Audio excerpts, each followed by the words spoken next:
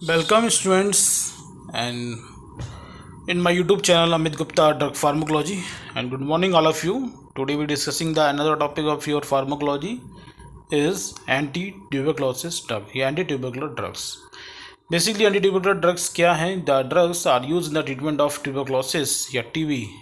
तो these drugs are called anti-tuberculosis drug, यानी वो ड्रग जो कि आपके टीबी के ट्रीटमेंट में यूज़ होती हैं वो सभी ड्रग क्या होती हैं? एंटी ड्रग्स कहलाएंगे। ठीक है, तो be start the anti drugs from the introductions.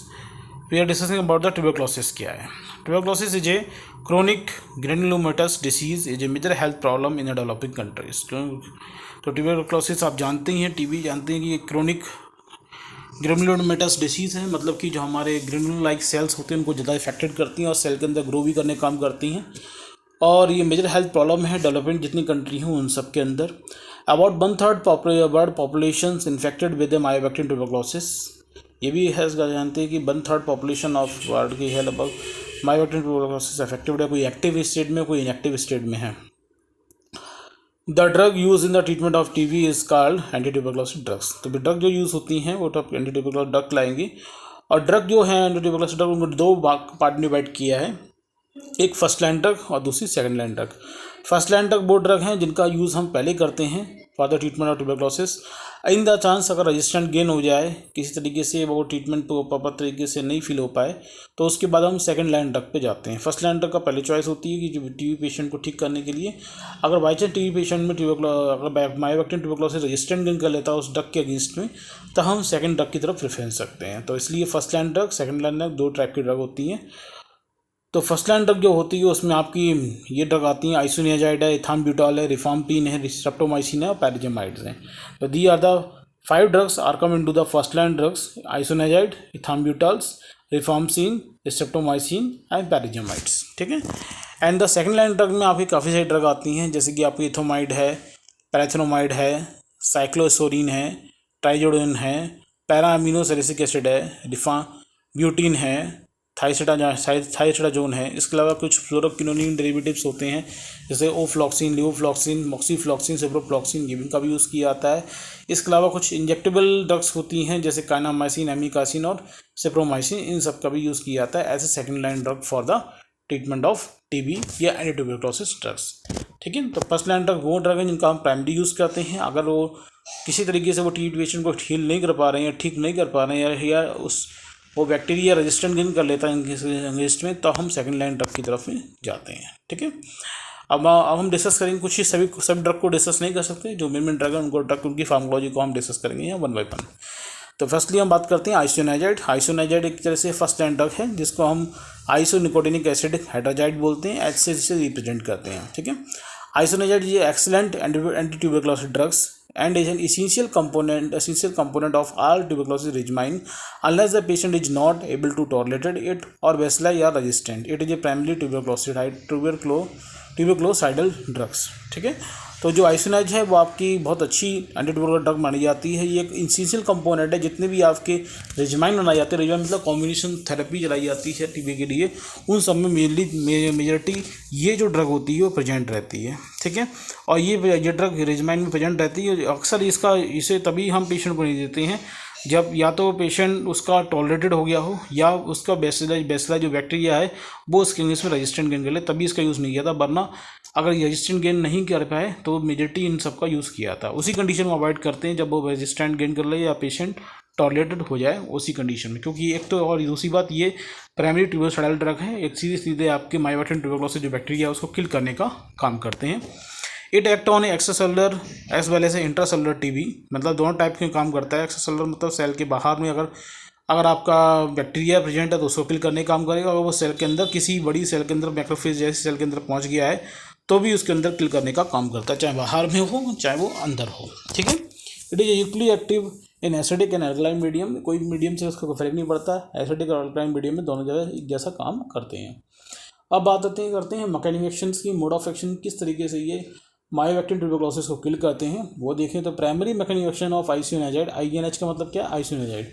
Isoniazid is inhibition of synthesis of mycolic acid which is the unique fatty acid component of mycobacterial cell walls. जो बायोबैक्टीरिया है उसकी बायोबैक्टीरिया की जो सेल वॉल है उसमें यूनिक कंपोनेंट कौन सा है, माइकोलिक एसिड। माइकोलिक एसिड की हेल्प से क्या होता है, माइकोबैक्टीरिया की सेल वॉल का फॉर्मेशन हो रहा है। अगर माइकोलिक एसिड का फॉर्मेशन ना हो तो उसकी सेल की इंटीग्रिटी, सेल मेम्ब्रेन की स्ट्रेंथ उतनी नहीं रह पाएगी, सेल मेम्ब्रेन की इंटीग्रिटी अफेक्ट होगी, जिसके लिए लीक आउट होना शुरू हो जाएगा और लीक आउट होने के साथ साथ वो बैक्टीरिया किल भी हो सकता है। तो ये क्या करते हैं, तो प्राइमरी एक्शन क्या है इसका आइसोनिएजाइड का, ये इनहिबिट कर देता है synthesis of mycolic acid. Mycolic acid को के प्रोडक्शन को कम कर देगा, माइकोलिक एसिड बनना बंद हो जाएगा, जो कि यूनिक कंपोनेंट किसका है, मायोबैक्टीरियल सेल वॉल का यूनिक कंपोनेंट है। जिसकी वजह से क्या होता है कि जो सेल वॉल है उसकी स्ट्रेंथ उतनी प्रॉपर नहीं रह पाती है और सेल का लाइसिस हो जाता है और वो बैक्टीरिया किल हो जाता है। दिस में भी explain the highly sensitivity of isoniazid for mycobacteria. ठीक है, it is not active against the other any other micro organism. ठीक, ये लिए इसी में काम करता है। एडवर्स इफेक्ट की बात करें, कुछ एडवर्स इफेक्ट भी इसके हैं। The peripheral neuritis and variety of neurological manifestation, जैसे paraesthesia, numbness, mental disturbance, rarely convulsions and are the most important dose dependent toxic effects होते हैं। मेरी जो एडवर्स इफेक्ट इसका रिफर्मसिन का रहता है वो पेरिफेरल न्यूराइटिस है, मतलब पेरिफेरल पीएनएस की जितनी भी नर्व्स होती हैं उनमें इन्फ्लामेशन हो जाता है, या पेरिफेरल न्यूराइटिस, जिसकी वजह से बहुत सारी चीज़ें आती है। प्रेनेस्थीसिया मतलब कि नमनेस हो जाएगा, एनेस्थीसियस कंडीशन हो जाएगी, मेंटल डिस्टर्बेंस होता है, कन्वल्सन भी होने लगते हैं। ये मेलिडोज डिपेंडेंट टॉक्सिक इफेक्ट होते हैं। These are the due to interfere with the production of active coenzyme pyridoxine phosphate from the pyridoxine and its increase the excretion in urines. ठीक है, और ये मेनली जो आपका पेरिफेरल न्यूराइटिस जैसी कंडीशन जो हो रही है, जो फर्स्ट पॉइंट में डिस्कस की है, ये क्यों हो रही है, क्योंकि जो आपका आइसोनिएजाइड है वो मेनली आपका पैराडॉक्सिन फास्फेट जो कोएंजाइम है इसके प्रोडक्शन में इंटरफेयर कर देता है, इसको बनने नहीं देता है, साथ में इसके एक्सक्रीशन को बढ़ा देता है, ना फॉर्म होने दे रहा है, साथ में इसके एक्सक्रीशन को बढ़ा दे रहा है। जब बॉडी बन भी नहीं रहा है और बॉडी से बाहर ये ज़्यादा निकाल रहा है, कौन, आइसोनिएजाइड, किसको, पैराडॉक्सिन को। पैराडॉक्सिन बॉडी में ना बनने देता है और ना ही और साथ में बॉडी से बाहर निकालने का काम करता है। तो ओवरऑल इफेक्ट क्या पड़ता है कि बॉडी में पैराडॉक्सिन की डिफिशियंसी हो जाती है। विटामिन B6 पैराडॉक्सिन क्या होता है, विटामिन B6 है, और डिफिशियंसी होने की वजह से क्या पेरिफेरल न्यूराइटिस जैसी प्रॉब्लम जनरेट होना शुरू हो जाती है। तो इसलिए मेजरली क्या होता है कि हम जब आइसोनिएजाइड की थेरेपी चलाते हैं तो उसके साथ में कॉम्बिनेशन में हम पैराडॉक्सिन अलग से देते हैं, जिससे कि बॉडी में इसकी डिफिशियंसी ना हो। तो ना वो थर्ड पॉइंट मैंने ये लिखा है कि production given prophylactically 10 mg per day prevent the neurotoxicity even in the higher dose. यानी कि आइसोनिएजाइड के साथ में अगर हायर डोज भी हो तभी भी हम इसको हायर डोज के साथ में भी और साथ में नॉर्मल डोज के साथ में भी हम पैराडॉक्सिन को प्रोफाइलेटिकली देते हैं 10 mg पर डे, जिससे कि उसकी न्यूरोटॉक्सिटी या पेरिफेरल न्यूराइटिस जैसी प्रॉब्लम जनरेट ना हो। ठीक है, काउंटर इंडिकेशन की बात करें, हाइपरसेंसिटिव रिएक्शंस में इसको अवॉइड करेंगे, इन अवॉइड ड्यूरिंग द न्यूरोटॉक्सिटी, अगर किसी न्यूरोटॉक्सिटी ऑलरेडी तो उसको अवॉइड करेंगे, और हेपेटाइटिस किसी को यानी कि इसका लीवर काम नहीं कर रहा है तो उस कंडीशन में भी अवॉइड किया जाता है। डोज और रूट की बात करें, लगभग इसका 100 से 300 mg पर टेबलेट CDS चलता है और 100 mg पर ml लिक्विड में प्रेजेंट रहती है, में एम्पूल आपको मिल सकता है मार्केट के अंदर। ठीक है, अब इंट्रैक्शन की बात करें तो aluminium hydroxide inhibit the INH absorption, यानी कि एल्युमिनियम हाइड्रोक्साइड जो कि आपका एंटासिड है उसके साथ में अगर आइसोनिएजाइड दिया जाए तो उसका एब्जॉर्प्शन क्या हो जाएगा, कम हो जाएगा, एब्जॉर्ब पूरी तरीके से नहीं हो पाएगी। INH मतलब क्या, isoniazid retard the phenytoin carbamazepines diazepam theophylline warfarin metabolism by inhibiting CYP2C19 CYP3A4 and may be raise the blood levels. यानी कि जो आपकी ये CYP2 क्या है, कोएंजाइम्स होते हैं। तो जो आपके जो आइसोनिएजाइड है वो आपके फिनोटाइन को, कार्बामेजापिन को, डाइजीपाम को, थियोफाइलिन के लिए वारफिन के मेटाबॉलिज्म को क्या करते हैं, इनहिबिट कर देते हैं, इसके इनहिबिट को रोक देते हैं, इसका मेटाबॉलिज्म को रोक देते हैं। क्यों, क्योंकि जो आपके कोएंजाइम्स हैं इनका फॉर्मेशन रुक जाता है, किसकी वजह से, आइसोनिएजाइड की वजह से। जब आइसोनिएजाइड की वजह से ये एंजाइम्स फॉर्म नहीं हो पाएंगे, जिसकी वजह से क्या होगा, फिनोटाइन का मेटाबॉलिज्म नहीं हो पाएगा, कार्बामेजापिन का मेटाबॉलिज्म नहीं हो पाएगा, डाइजीपाम का मेटाबॉलिज्म नहीं हो पाएगा, थियोफाइलिन का, वारफिन का मेटाबॉलिज्म नहीं हो पाएगा। इसका मतलब इसका एक्टिव कंसंट्रेशन में इन सभी ड्रग का अमाउंट बढ़ जाएगा, इसकी टॉक्सिसिटी होने के चांसेस बढ़ जाते हैं। तो इसका मतलब इनका अमाउंट ब्लड में ज़्यादा बढ़ा रहेगा, may raise their blood level. इसके अलावा पैरामीनो सैलिसिलिक एसिड जो PAS मतलब para amino salicylic acid inhibit the INH यानी कि isoniazid metabolism and prolong its action. अगर पैरामीनो सैलिसिलिक एसिड को अगर हम आइसोनिएजाइड के साथ में दें तो आइसोनिएजाइड का एक्शन होता है वो प्रोलॉन्ग रहता है, और इसका प्रोलॉन्ग रहेगा क्योंकि ये मेटाबोलाइज आसानी से नहीं हो पाती है due to the para amino salicylic acid. अगर पैरामीनो सैलिसिलिक एसिड को हम आइसोनिएजाइड के साथ दें तो आइसोनाइड का मेटाबॉलिज्म नहीं होगा और लॉन्ग टाइम तक हमारे बॉडी में प्रेजेंट आएगी। इसका मतलब क्या, वो प्रोलॉन्ग टाइम तक एक्शन दे सकती है with para amino salicylic acid यानी पीएस के साथ में। इंडिकेशन की बात करें क्या इसका यूज़ होता है, मेन वही है कि ट्यूबरक्लोसिस के ट्रीटमेंट में यूज़ किया जाता है, यानी isoniazid is used with a combination of first line drug in the treatment of tuberculosis. ठीक है, तो ये हुआ आपका आइसोनाइड। नेक्स्ट ड्रग की बात करें तो आपकी इंपॉर्टेंट ड्रग है वो है रिफार्मसिन, जिसे हम आर से रिप्रेजेंट करते हैं। तो it is a semi synthetic derivative और रिफार्मसिन बी ऑब्टेन फ्रॉम स्ट्रेप्टोमाइस मेडिएटर्स। ये भी आपकी एक एंटीबायोटिक है, दूसरी किसी माइक्रोऑर्गेनिज्म ऑब्टेन होता है। और रिफार्मसिन ये जो बैक्टीरियोसाइडल, ये भी बैक्टीरियोसाइडल है to the mycobacterium tuberculosis and many other gram positive gram negative bacteria. मतलब इसका क्या है, स्पेक्ट्रम बड़ा है as compare to the isoniazid. Isoniazid क्या कर रहा था, ओनली मायोबैक्टीरियम टाइप की स्पीसीज को किल करने का काम कर रहे थे, बट कि रिफार्मसिन जो है वो आपके मायोबैक्टीरियम की स्पीसीज के साथ साथ ग्राम नेगेटिव ग्राम पॉजिटिव कुछ टाइप के बैक्टीरिया को भी किल करने का काम करते हैं। Against the TB bacilli it is efficient as a isoniazid and better than all other drugs. अगर हम टीबी बेसिलाई जो है आपका जो आपका मायोबैक्टीरियम ट्यूबरक्लोसिस है उसके अगेंस्ट में इसकी इफिशियंसी है जैसे INH मतलब आइसोनाइड की जैसे ही है, और better than all other drugs, other drugs से भी ये फेस की इफिशियंसी अच्छी रहती है। मोड ऑफ एक्शन या मैकेनिज्म एक्शन की बात करें कैसे ये इन ट्यूबरक्लोसिस बैक्टीरिया को किल करने का काम करते हैं, तो rifampicin interrupt the RNA synthesis by binding the beta tubulin subunit of mycobacterium DNA dependent RNA polymerase. ठीक है, तो इन कोड जैसे हम बोलते हैं रिपो बी जीन देते हैं and blocking its polymerization function. मतलब क्या होगा, रिफार्मसिन क्या करता है, जो RNA सिंथेसिस जो होती है by binding beta tubulin Mycobacterium DNA dependent RNA polymerase जो एंजाइम्स है, मायोबैक्टीरिया DNA डिपेंडेंट RNA वो पॉलीमरेज एंजाइम्स है, तो RNA पॉलीमरेज एंजाइम का जो बीटा सब यूनिट है उसके साथ में रिफार्मसिन बाइंड हो जाएगा। रिफार्मसिन किसके साथ बाइंड हो रहा है, RNA DNA dependent RNA polymerase enzyme की बीटा सब यूनिट के साथ बाइंड हो जाता है, और DNA डिपेंडेंट RNA पॉलीमरेज की बीटा सब यूनिट के साथ बाइंड होने की वजह से RNA का सिंथेसिस रुक जाएगा। जब RNA का सिंथेसिस रुक जाएगा तो यानी RNA से क्या बनती है, प्रोटीन बनती है, तो प्रोटीन का प्रोडक्शन भी रुक जाएगा। यानी एक तरह से बैक्टीरिया के सभी तरह की मेटाबॉलिक एक्टिविटी अफेक्टेड होती है, जिसकी वजह से बैक्टीरिया बाद में किल हो जाता है। ठीक है, and both extra intra organism are affected, दोनों कंडीशन इफेक्टेड रहेगा। अगर चाहे वो आपका मायोबैक्टीरियम ट्यूबरक्लोसिस सेल के बाहर हो तो उसके अगेंस्ट भी काम करता है, अगर किसी सेल के अंदर भी इंट्रोड्यूस कर गया है तो भी उसके अगेंस्ट में भी ये काम करेगा, यानी उसको भी किल करने का काम करता है। It has a good sterilising and resistance preventing action, it has a good sterilising and resistant preventing action. इसका मतलब रेजिस्टेंट आसानी से गेन नहीं हो पाता है, मेनली ये से किल करने का काम करेंगे। डोज और रूट की बात करें तो लगभग 150 से 600 mg according to the situation, according to the condition की टेबलेट कैप्सूल अवेलेबल है। 150 से 600 mg की आपसे दी जाती है, लेकिन 1 आवर बिफोर द 1 आवर और 2 आवर बिफोर द मील्स इसको दिया जाता है। आफ्टर मील नहीं दिया जाता, बिफोर मील से इसका एब्जॉर्प्शन अच्छा होता है, अच्छे से बॉडी से एब्जॉर्व हो सकती है। एडवर्स इफेक्ट की बात करें तो इसको हेपेटाइटिस है, मेजर एडवर्स इफेक्ट है generally occur in the patient with a pre existing liver disease and dose related problems. Hepatitis major adverse effect आता है उन पेशेंटों में ज़्यादा आता है जिनको कभी पहले ही लीवर की प्रॉब्लम हो चुकी हो या फिर डोज इसकी ज़्यादा उन पेशेंटों में चल रही हो। Development of jaundice require discontinuation of drugs and then it's reversible. अगर किसी पेशेंट में अगर इसकी रिफार्मसिन की थेरेपी चल रही है, अगर उसको जॉइंटिस जैसी प्रॉब्लम जनरेट हो रही है तो उसको हम डिसकंटिन्यू कर देते हैं थेरेपी के लिए, बाद में उसको हम रिवर्स स्टार्ट कर सकते हैं, कुछ टाइम के लिए रोक दिया जाता है।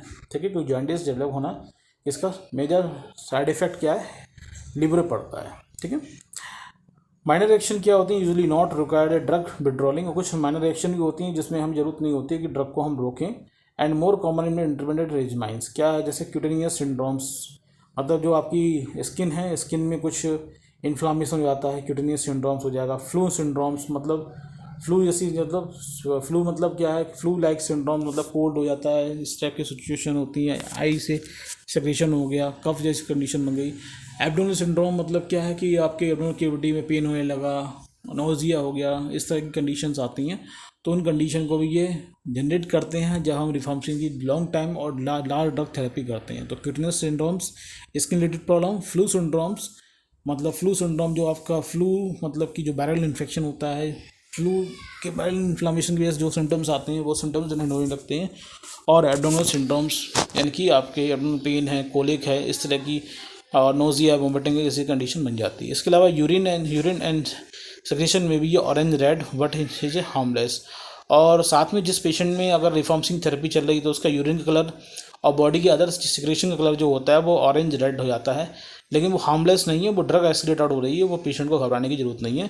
तो ये पेशेंट को आपको बताना पड़ेगा कि आपकी यूरिन जो ऑरेंज या ऑरेंज रेड आ रही है तो कोई घबराने की बात नहीं है, ये जो इसका कलर है ड्यू टू द रिफॉर्मसिन ड्रग की वजह से आ रहा है, कोई इसका ऐसा कोई हार्मफुल इफेक्ट नहीं आता है। ठीक है, कंट्रा इंडिकेशंस मैंने बताया, लिवर पर अटैक करती है, लिवर डिसीज़ को हम अवॉइड करेंगे, ड्यूरिंग द प्रेगनेंसी भी अवॉइड करते हैं, इन दोनों कंडीशन में इस ड्रग को नहीं देंगे। इंट्रैक्शन की बात करें तो रिफॉर्मसिन एक माइक्रोसोमल एंजाइम इंड्यूसर है। माइक्रोसोमल एंजाइम इंड्यूसर मतलब कि ये मेटाबॉलिक एंजाइम की सिंथेसिस को बढ़ाते हैं। माइक्रोसोमल एंजाइम इंड्यूसर मतलब क्या, मेटाबॉलिज्म जो ड्रग होती है लीवर के अंदर उनके एंजाइम के लेवल को ये बढ़ा देते हैं, और एंजाइम के लेवल को बढ़ाते हैं रिफॉर्मसिन। इसका मतलब जो भी इसके साथ ड्रग्स दिया जाएगी उसका मेटाबॉलिज्म रेट क्या होगा, बढ़ जाएगा, यानी उसकी इफिशिएंसी क्या हो जाएगी, कम हो जाएगी। ठीक है, यानी रिफॉर्मसिन क्या है, माइक्रोसोमल एंजाइम इंड्यूसर, यानी मेटाबॉलिक एंजाइम इसके ज़्यादा बनेंगे और ड्रग की मेटाबॉलिक रेट को ये बढ़ा देते हैं। So it increase the metabolism of many drugs such as warfarin, oral contraceptives, corticosteroids, sulfonylurea, steroids, theophylline,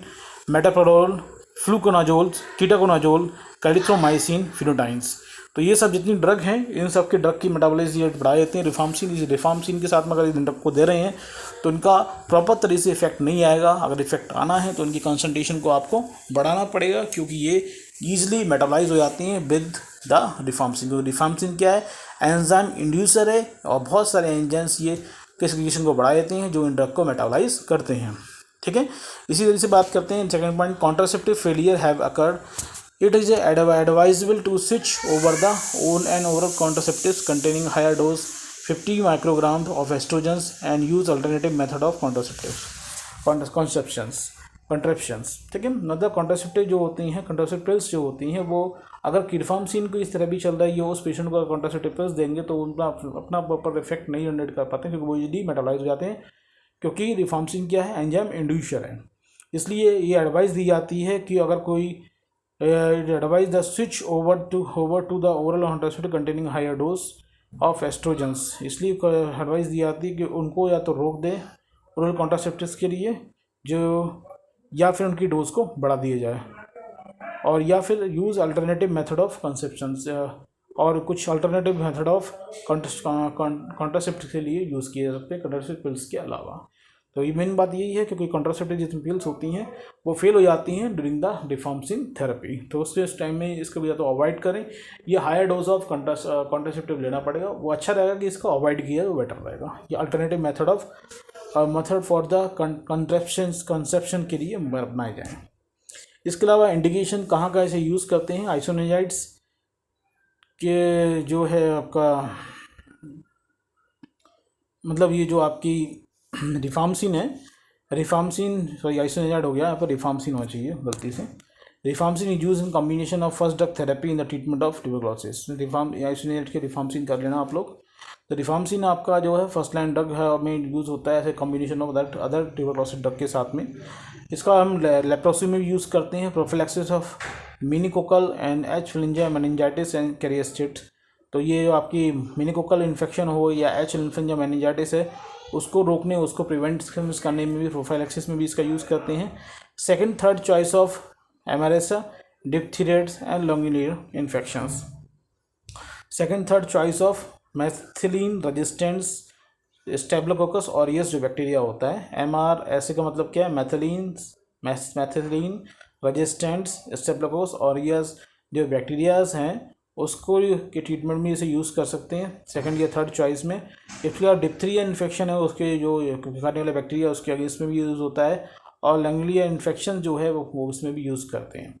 और combination of doxycycline and rifampicin is the first line therapy for brucellosis एक infection है, तो उस ब्यूरोलोसिस के ट्रीटमेंट में भी हम doxycycline रिफॉर्मसिन को कॉम्बिनेशन में यूज़ किया जाता है for a first line therapy of brucellosis. ठीक है, ब्यूरोलोसिस मैंने आपका बताया बैक्टीरिया इन्फेक्शन होता है जो आपके एनिमल से आता है, अक्सर एनिमल से ह्यूमन में इन्फेक्टेड होता है। उस कंडीशन में डॉक्सीसाइक्लिन को रिफॉर्मसिन के साथ में यूज़ करके इसे ट्रीटमेंट में यूज़ करते हैं। ठीक है, तो ये सब इसके इंडिकेशंस हो गए।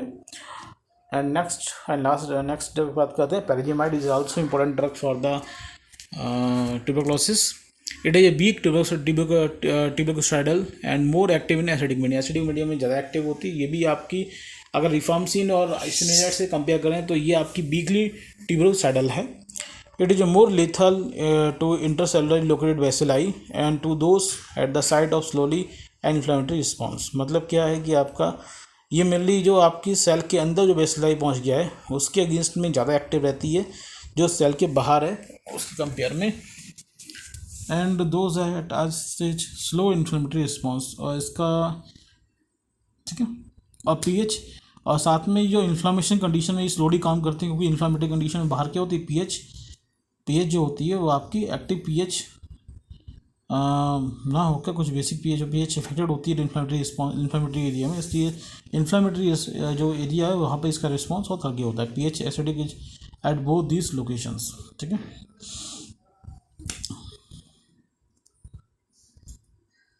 ठीक. मैकेनिकल एक्शन की बात करते हैं तो मैकेनिकल एक्शन क्या है. These metabolites of pyrazinamide gets accumulated in the acidic medium and probably inhibit the mycolic acid synthesis but by interfere with different fatty acid synthesis. ठीक है, मतलब वही बात है जो हमने आइसोनियाज़ाइड के साथ देखा था, उसी तरीके से ये काम करते हैं. तो ये जो इसका मेटाबोलाइट प्रोडक्ट बनता है पैराजिमाइड का, तो वो आपका एसिडिक मीडियम में एक्यूमुलेट ज़्यादा इकट्ठा होता है किसी भी बैक्टीरिया के अंदर, और वो उसके बैक्टीरिया के अंदर पहुंचने के बाद में उसके मैक्रोलिक एसिड जो बन रहा होता है उसकी सिंथेसिस को इनहिबिट कर देते हैं. और मैक्रोलिक एसिड जब नहीं बनेगा तो मैंने बताया था उसकी सेल वॉल की स्ट्रेंथ मेंटेन नहीं रहेगी और सेल वॉल का ब्रेकडाउन होने की वजह से उसकी डेथ हो जाती है. What by interacting with a different fatty acid synthetase. लेकिन यहाँ पर जो एंजाइम्स होगा वो आपका डिफरेंट होता है फैटी सिंथेटेस के लिए. तो यहाँ पर जो एंजाइम जो इनहिबिट होगा, जो एंजाइम को एंजाइम से बाइंड होता है, और आइसोनाइड जो जैसे एंजाइम से बाइंड होता है, ये दोनों के एंजाइम्स डिफरेंट हैं. आइसोनाइड्स डिफरेंट एंजाइम से बाइंड होता है और मैक्रोलिक एसिड की सिंथेसिस को रोकता है, और जो पैराजिमाइड है वो डिफरेंट एंजाइम से बाइंड होता है, वो भी मैक्रोलिक एसिड के सिंथेसिस को रोकता है. यहाँ पर एंजाइम क्या डिफरेंट है. आइसोनाइड जो हो रहा है वो अलग एंजाइम से बाइंड होने की वजह से मैक्रोलिक एसिड नहीं फॉर्म हो पा रहा है, और ये जो बाइंड हो रहा है वो अदर एंजाइम से बाइंड हो रहा है जिसकी वजह से मैक्रोलिक एसिड फॉर्म नहीं हो पा रहा है. ठीक है, पैराजोनिक एसिड जो होता है वो इसका मेटाबोलाइट प्रोडक्ट होता है, एक्टिव मेटाबोलाइट प्रोडक्ट होता है, जिसकी वजह से इसमें ट्यूबरोसाइडल प्रॉपर्टी होती है. Also appear disturb the mycobacterial cell wall membrane and its transport function. यानी कि जो पैराजोनिक एसिड जो इसका एक्टिव मेटाबोलाइट बनेगी पैराजिमाइड्स का, वो मिलकर क्या करती है मैक्रोलिक सेल वॉल की मेम्ब्रेन को डिस्टर्ब कर देती है और उसके ट्रांसपोर्टेशन फंक्शन को इफेक्ट करती है, जिसकी वजह से उसकी डेथ होने के चांसेस बढ़ जाते हैं और वो बैक्टीरिया की डेथ हो जाती है. डोज और रूट की बात करें तो 500 mc 1000 mg टेबलेट्स अवेलेबल हैं. तो pyrazinamide is only observe widely distributed and good penetration CSF because of which is highly useful in meningeal TB में भी इफेक्टिव रहता है, क्योंकि ये आपकी CSF में आसानी से हाई कंसंट्रेशन में हो जाता है. एडवर्स इफेक्ट की बात करें तो ये भी आपका hepatotoxicity is the major side effect. जैसे आपका रिफार्मसिन का था वैसे ही इसका भी आपका मेनली लीवर पे इफेक्ट ज़्यादा है, यानी hepatotoxicity is the most important dose related adverse effect रहता है. और hyperuricaemia is common and due to the inhibition of uric acid secretion in the kidney and gout can occur. अगर आपका इस ड्रग की थेरेपी किसी चल रही है, पैराजिमाइड की थेरेपी चल रही है, तो पैराजिमाइड थेरेपी में मेनली आपका हाइपर यूरिसीमिया जैसी कंडीशन में जाती है, यानी कि ब्लड में यूरिक एसिड लेवल काफ़ी बढ़ जाता है. और वो क्यों बढ़ता है, क्योंकि यूरिक एसिड का जो एक्सक्रीशन हो रहा है, सेक्रीशन किडनी के थ्रू होता है, वो आपका रुक जाता है. यानी बॉडी से बाहर यूरिक एसिड बाहर नहीं निकल पा रहा है, और यूरिक एसिड जब बॉडी से बाहर किडनी के थ्रू नहीं निकल पाएगा तो यूरिक एसिड का ब्लड में लेवल बढ़ जाएगा, यानी हाइपर यूरिसीमिया जैसी कंडीशन बन जाती है. जिसके यूरिक एसिड जब बढ़ेगा तो क्या हुआ, gout just like condition develop हो जाती है ड्यूरिंग द थेरेपी ऑफ पैराजिमाइड. ठीक है, तो पैराजिमाइड्स के साथ एक दिक्कत ये भी है कि वो यूरिक एसिड लेवल बढ़ाते हैं और गाउट लाइक जैसी कंडीशन बढ़ा देते हैं. उसके पहले क्या आता था आपको हेपेटाटॉक्सिटी भी करते हैं. और other adverse effect of abdominal distress, इसके अलावा अदर एब्डोमिनल डिस्ट्रेस मतलब आपके एब्डोमिनल फंक्शन को इफेक्ट करते हैं. एट्रे के लिए flushing, rashes, fever, loss of diabetic control, repeated blood glucose monitoring is warranted in diabetic. देखिए अदर साइड इफेक्ट क्या है, एब्डोमिनल डिस्ट्रेस मतलब एब्डोमिनल फंक्शन को अफेक्ट करते हैं. ठीक है, फ्लशिंग है, रेसेस है, फीवर है. इसके अलावा लॉस ऑफ डायबिटिक कंट्रोल मतलब ब्लड शुगर लेवल जो होता है वो आपका कंट्रोल नहीं दे पाता है, ब्लड शुगर लेवल बढ़ने लगता है due to the hepatotoxic effect हो जाए, मतलब आपका लीवर काम नहीं कर रहा है इस वजह से। तो रिपीटेड ब्लड ग्लूकोज मॉनिटरिंग के लिए बढ़ जाता है। अगर इसकी पैराडिमाइड की थेरेपी चल रही तो बढ़ जाता है कि बार बार आप ब्लड का ग्लूकोज मॉनिटर करते रहिए कहीं ये बढ़ तो नहीं रहा है। किसके ओनली डायबिटिक कंडीशन किसी पेशेंट की है तो जरूर इससे मॉनिटर करना पड़ता है। कंट्रा इंडिकेशन की बात करें तो कंट्रा इंडिकेशन लिवर डिसीज में भी और ड्यूरिंग द प्रेगनेंसी दोनों कंडीशन में से अवॉइड करेंगे। इंडिकेशन वही है, pyrazinamide use in the combination of first line drug in the treatment of tuberculosis. Tuberculosis के पैराडिमाइड कॉम्बिनेशन में यूज़ किए जाते हैं। तो यहाँ हमने 3 ड्रग डिस्कस किया आपके साथ में। पहले बात की थी आपके साथ में आइसोनिजाइड्स, आइसोनिजाइड के बाद मैंने बात की आपके साथ में रिफॉर्मपिन के बाद लास्ट बात की मैंने आपके हाथ में पैराडिमाइड्स। तो ये 3 ड्रग की फार्मोलॉजी हमने अच्छे से डिस्कस कर ली है विद दोस्त। नाउ आपका रोल ऑफ नर्स क्या है, monitor the liver bio parameter during the old age and liver disease patient. हमने देखा कि ज़्यादातर ड्रग जो आते लीवर पे इफेक्ट करती हैं, इसलिए जब भी इनकी थेरेपी चल रही है तो आपको लीवर पैरामीटर्स को मेंटेन रखना पड़ेगा। जैसे क्रिएटिनिन लेवल है या फिर आपका SGPT SGOT लेवल है, जो मार्कर होते हैं जो डिपेंड करते हैं। जिनका लेवल बढ़ जाता है तो रिपोर्ट दिखाते, इनका SGPT लेवल बढ़ जाता है तो ये पता चलता है कि लीवर इनका अफेक्टेड हो रहा है। तो वो बायोमार्कर की मॉनिटरिंग होना बहुत ज़रूरी है, स्पेशली ओल्ड एज पेशेंट हो या किसी को लिवर डिसीज़ पास्ट में रह चुकी है उन पेशेंटों के लिए। For active TB direct observation therapy जिसे डॉट्स बोलते हैं is done to ensure the compliance. और जो एक्टिव TB पेशेंट है जिसको TB बहुत ज़्यादा सीवियर है तो उस पेशेंट को डॉट्स प्रोग्राम चलता है। डायरेक्ट ऑब्जर्वेशन ट्रीटमेंट मतलब क्या, अपने सामने ही आपको ड्रग की थेरेपी देनी पड़ेगी, अपने सामने ही उसे ड्रग देनी पड़ेगी। क्योंकि अगर एक भी दिन उसका ड्रग मिस हुआ तो TB के अगेंस्ट में जो तो एक भी दिन या 2 दिन ड्रग मिस होने से दिक्कत ये आती है कि जो आपका ट्यूबरकुलोसिस का जो बैक्टीरिया है वो रेजिस्टेंट गेन कर लेता है। तो इसलिए ज़रूरी है कि डायरेक्ट ऑब्जर्वेशन थेरेपी चले। डॉट्स जैसे बोलते हैं, गवर्नमेंट ने प्लान लॉन्च किया डॉट्स के, मतलब जो TB पेशेंट हैं वो जाते हैं एक डॉट्स सेंटर पे और वहाँ पे उनके सामने जाके ड्रग लेते हैं। तो उनसे क्या होता है, उनका पर डे की डोजिंग हो जाती है, किसी दिन की डोजिंग मिस होने के चांसेस कम हो जाते हैं। ठीक है। Instruction to the patient avoid the alcohol during the therapy. और पेशेंट को आपको अवॉइड बताना पड़ेगा कि जब तक आपकी ये TB की थेरेपी चल रही है तो अल्कोहल को अवॉइड कीजिए, क्योंकि ये सीधे सीधे ये लीवर को भी अफेक्टेड करते हैं इसलिए। इसके अलावा monitoring the tingling, numbness, burning pain related to the pyridoxine deficiency. ये जो आपको मैंने बताया था कि आइसोनिजाइड की वजह से क्या हो, पैराडॉक्सिन डिफिशियंसी जो आती है इसकी वजह से क्या हो, पेरिफेरल न्यूराइटिस जैसी प्रॉब्लम होगी। इसलिए जब हम आइसोनिजाइड की थेरेपी चला रहे हों तो पेशेंट की नमनेस है, टिंगनिंग है, मतलब सेंसेशन पूरा मिल रहा है, बर्निंग सेंसेशन तो कहीं नहीं है, ये सब चीज़ें मॉनिटर करनी पड़ती हैं कि कहीं ऐसा तो नहीं कि प्रोडक्शन डिफिशियंसी हो गई है। तो ये आपको मैनेज करना पड़ेगा, स्पेशली जब आपकी आइसोनिजाइड थेरेपी किसी पेशेंट की चल रही हो तब। तो these are the major role of nurse हो गए। और आप भी रोल ऑफ नर्स ले सकते हैं आप अपनी बुक्स के हिसाब से। तो ये तो मैंने अपने मेन चीज़ दिखा दी यहाँ तो। ठीक है, तो ये कंप्लीट हुआ आपका एंटी ट्यूबरकुलोसिस ड्रग्स। अगर आपको समझ में आया हो तो वीडियो को लाइक कीजिएगा। कोई चीज़ ऐसी भी हो जो आपको समझ में नहीं आ पाई हो तो कमेंट बॉक्स जरूर पूछ सकते हैं। इसके अलावा आपने अब तक तो मेरे चैनल को सब्सक्राइब नहीं किया है, ज़रूर सब्सक्राइब कीजिएगा। आपको इस तरह की इन्फॉर्मेटिव वीडियो आपको कंटिन्यू मिलते रहेंगे। नेक्स्ट वीडियो मिलेंगे नेक्स्ट टॉपिक के साथ में, तब तक के लिए थैंक यू।